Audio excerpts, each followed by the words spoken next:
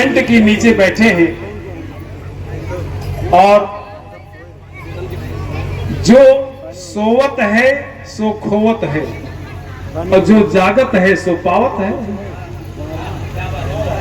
जो सोवत है सो खोवत है।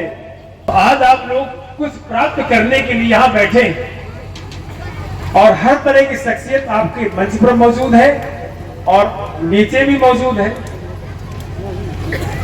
तो नीचे जो लोग बैठे हैं वो जमींदार हैं और जो ऊपर बैठे हैं तखत पर तो हम आप, क्योंकि आपसे ही हमारा सब कुछ है। आप हैं तो हम हैं। और इस टेंट में जो बैठे हैं उसके बारे में जान लीजिए।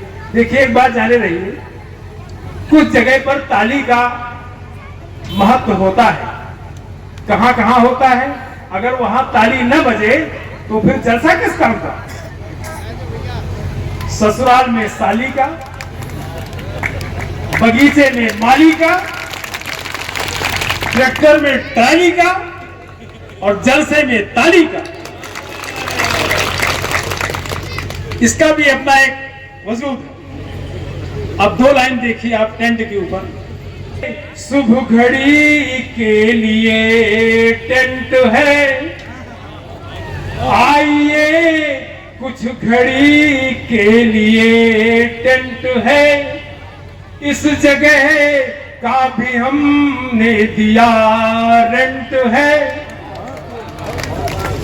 आइए, ये जो जीवन हम आपको मिला है ये कुछ समय के लिए मिला है। चाहे लकड़ी के मान लो, चाहे सीमेंट के मान लो, चाहे कपड़े के मान लो, ये जीवन बड़ा अमूल्य है और कुछ समय के लिए मिला है। तो आइए कुछ घड़ी के लिए टेंट है। इस जगह का भी हमने दिया रेंट है।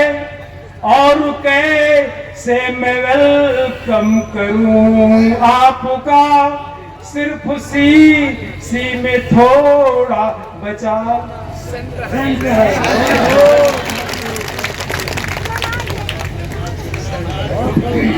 जिंदाबाद जिंदाबाद स्वामी जी, बहुत खूब बहुत खूब। तो मैं ये मानता हूँ ये जितने भी हुस्न और इश्क वाले हैं, ये जितने भी हुस्न और इश्क वाले हैं, ये जितने भी हुस्न और इश्क वाले हैं मेरी तस्बीह के दाने हैं। वाह, क्या कहने भाई, जिंदाबाद जिंदाबाद। ये जितने भी हुस्न और इश्क वाले हैं मेरी तस्बीह के दाने हैं और नजर में फिरते रहते हैं, इबादत होती रहती।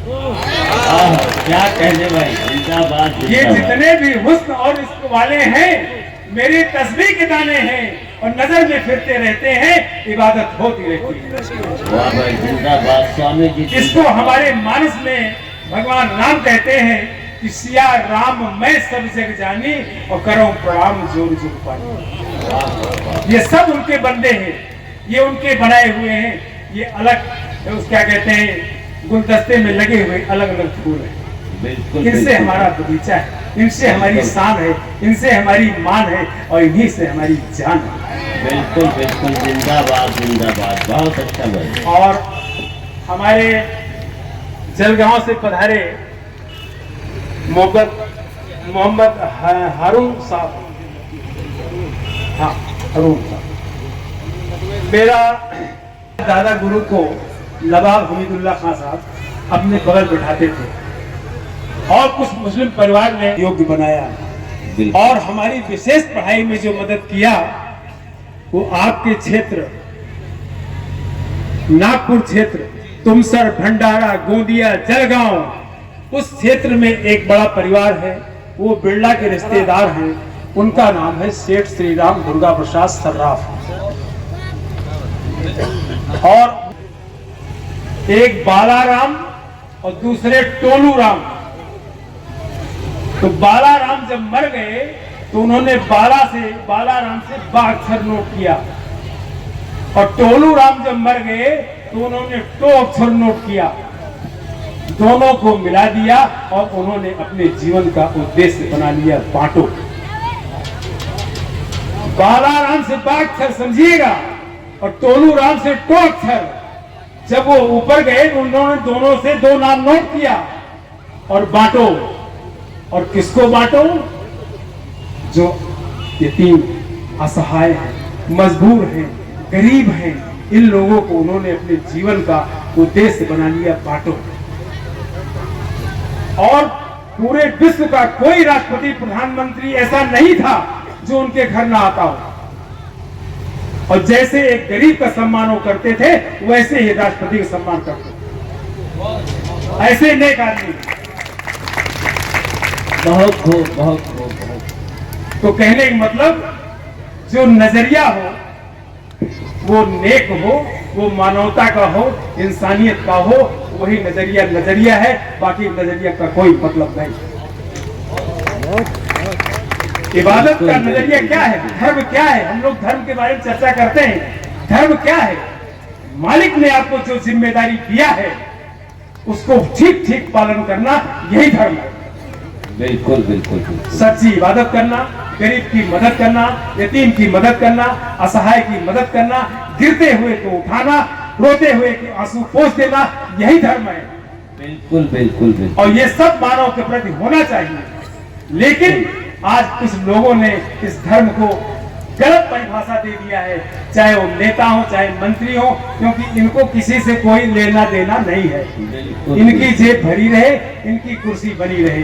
अभी डॉक्टर आजमी साहब ने उन लोगों ने चर्चा किया था। अभी क्या स्थिति है डॉक्टरों की? अगर आप उनके यहाँ भर्ती हो गए और उनको मालूम है पोजीशन गड़बड़ है, तो आपको समझ लो सब वसूल कर लेंगे। ऐसा वसूल करेंगे आपको खाली कर देंगे। यही न्यायपालिका की हाल है, यही कार्यपालिका की हाल है, यही व्यवस्थापिका की हाल है। बिल्कुल बिल्कुल बिल्कुल बिल्कुल। मैं कई विषय से एमए करने के बाद पीएचडी किया और मलिक मोहम्मद जायसी पदलौत महाकाव्य पर पीएचडी किया और एमबीबीएस जगह बीएमएस किया। शास्त्रीय आचार्य नागपुर वर्धा से किया, डीलिट किया। इसके करने के बाद, ये सब करने के बाद हमको हमारे एक गुरुजी थे, वो थे कायस्थ। कायस्थ मतलब गांव में शायद लाला बोलते हैं। सक्सेना, श्रीवास्तव, बिसारिया, निगम, ये सब कायस्थ में आते हैं। तो हमसे उन्होंने कहा कि बेटा आपने हिंदी पढ़ लिया, संस्कृत पढ़ लिया और अंग्रेजी पढ़ लिया, थोड़ा उर्दू भी पढ़ लीजिए। तो उन्होंने हमको उर्दू पढ़ाया। तो उर्दू पढ़ने के बाद उन्होंने हमको एक प्रोज दिया, गद्य। सुनिएगा तो आनंद आएगा।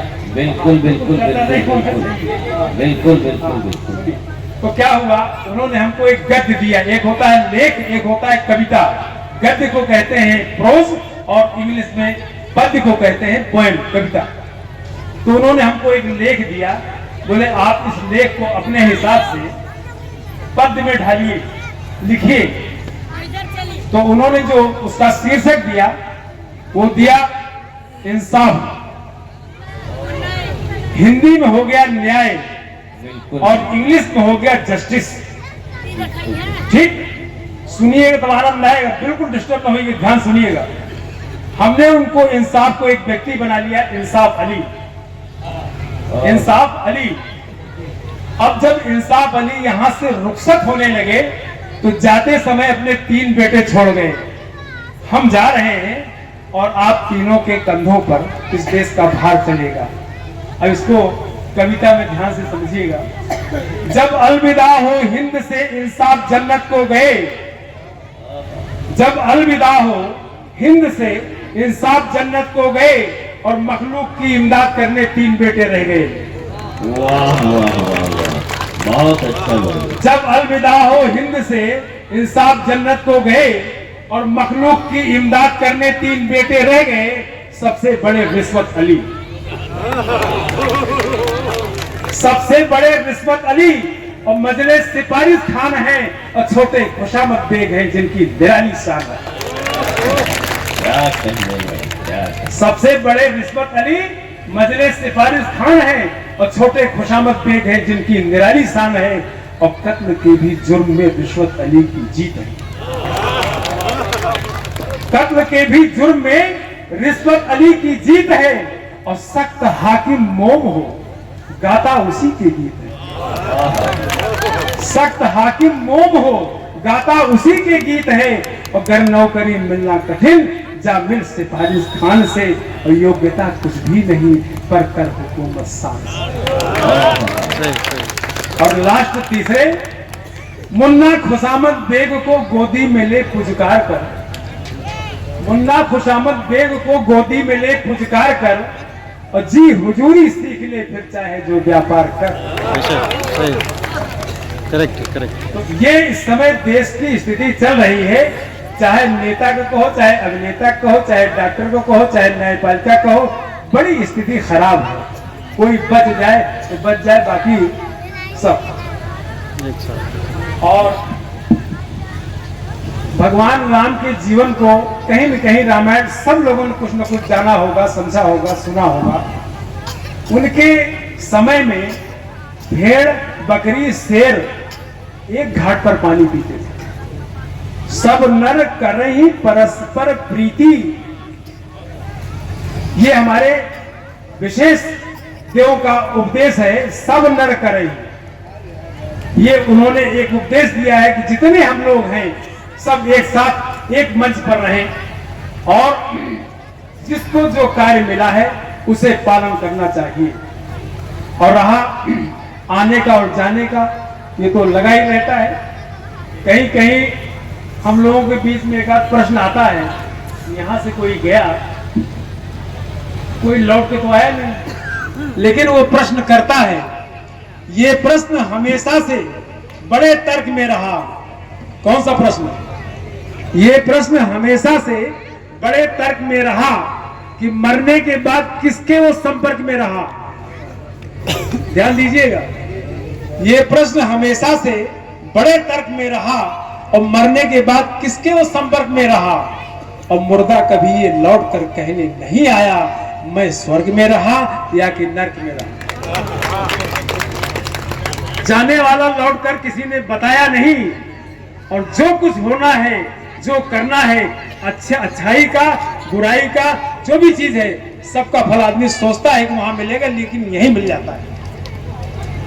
और जब तक किसी व्यक्ति को छेड़ा न जाए, आप हमें न छेड़े, हम आपको न छेड़े, या किसी से चर्चा न हो। मैं ट्रेन में जब यात्रा करता हूं, अच्छी ट्रेनों में, अच्छा इसमें जोशी है, कौन तांत्रिक है, कौन अच्छा नेता है, कौन आयुर्वेद का विद्वान है, और कौन मनोविज्ञान है, कौन अच्छा सितार संगीतज्ञ है, ढूंढता हूं। अगर मिल गया तो दो बात पूछता हूं, अगर आपके पास कोई चीज हो तो दें, और नहीं तो हमसे ले लें। अगर आपके पास कोई चीज हो तो दे दें, और नहीं तो ले लें। लेकिन किसी को कुछ जानने के लिए चर्चा जरूर करना पड़ता है। जैसे एक सितार खूंटी पर टंगा हुआ है, और सितार में दो ही चीज होती है, एक सितार का तार और दूसरा सितार का तंबूरा। सितार में दो चीज होती है, एक सितार का तार और एक सितार का तंबूरा। सितार एक मिसाल देता है, एग्जाम्पल देता है, उदाहरण देता है कि मिसाले तान तंबूरा, और जुदा हम सब से रहते हैं और जरा छेड़े से मिलते हैं, मिला ले जिसके जी चाहे।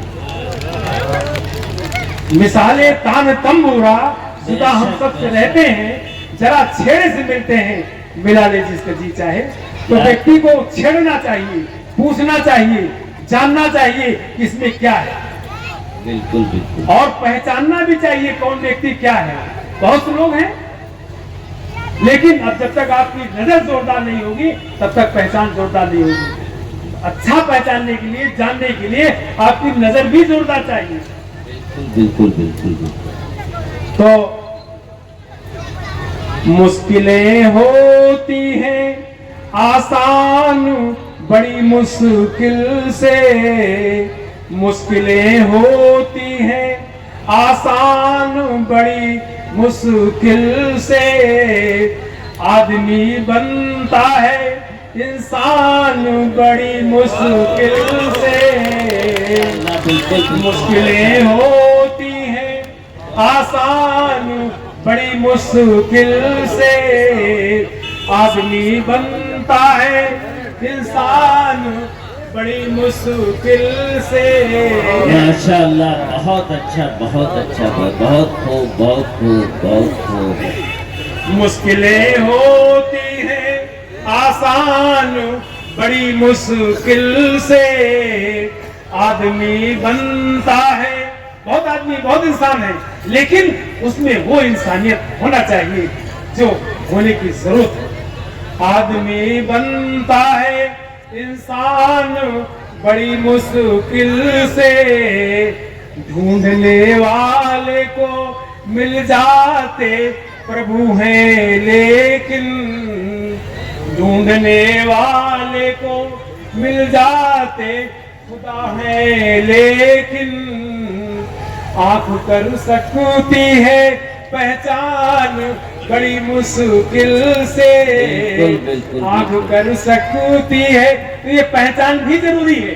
बिल्कुल, बिल्कुल, बिल्कुल। आदमी गुजर जाता है, निकल जाता है, मिल लेता है, लेकिन लोग पहचान नहीं पाते हैं कि कौन सी शख्सियत है, ये बिल्कुल। शख्स है या शख्सियत है। बिल्कुल, बिल्कुल, बिल्कुल। नवाब हमीदुल्लाह खां के समय में हमारे दादा गुरु बताते थे कि तिब्बत से एक बहुत बड़ा फकीर बुलाया गया, बहुत बढ़िया फकीर,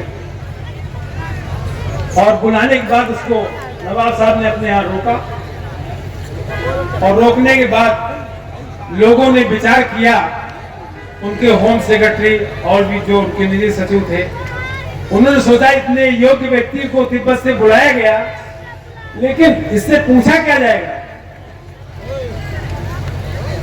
तो विचार करते करते ये बात सामने आई, जब उस फकीर को बुलाया गया तो उसके सामने भाई जाने का माहौल बना है। बहुत ही अजीम शख्सियत हमारे दरमियान बैठी।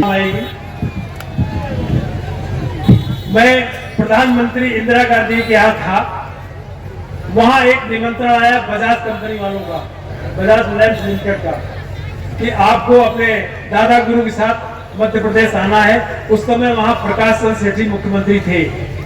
हम लोग आए और बजाज कंपनी के जो मैनेजिंग डायरेक्टर थे वो स्वयं अपनी गाड़ी चलाते थे, बड़े नेक आदमी थे। तो उन्होंने हमसे कहा कि आप मेरे साथ गाड़ी में चलेंगे। हम भोपाल से मंडीदीप इंडस्ट्रियल एरिया है वहां के लिए चले, और साथ साथ उनके गाड़ी में बैठे हम और उनके डायरेक्टर मोहनलाल सोनी। तो उन्होंने हमसे कहा, मुख्यमंत्री चले प्रकाश चंद्र सेठी, उनका लाल लश्कर, तो चले 10-12 किलोमीटर गाड़ी आई, तो उन्होंने हमसे कहा कि मैं पान खाता हूँ, जैसे हमारे वो बहुत पान खाते हैं, बोले हम पान खाते हैं, आप मैंने एक पान लगवाइए। उन्होंने गाड़ी साइड में लिया, मैंने पान लगवा करके उनको प्राइवेट सीट से दिया। तो उन्होंने कहा, जब पान दिया तो बोले धन्यवाद। फिर मैं वापस अपनी सीट बैठने के लिए, तो उन्होंने मेरा हाथ पकड़ा और कहा कि बेटा जीवन में याद रखना, समाजवाद और फासिस्टवाद, जनसंघवाद, कांग्रेसवाद, कम्युनिस्टवाद, दुनिया का कोई बात काम नहीं आता है। अगर जीवन में कोई बात काम आता है तो धन्यवाद और आशीर्वाद। वाह वाह वाह, जिंदाबाद जिंदाबाद, क्या कहने।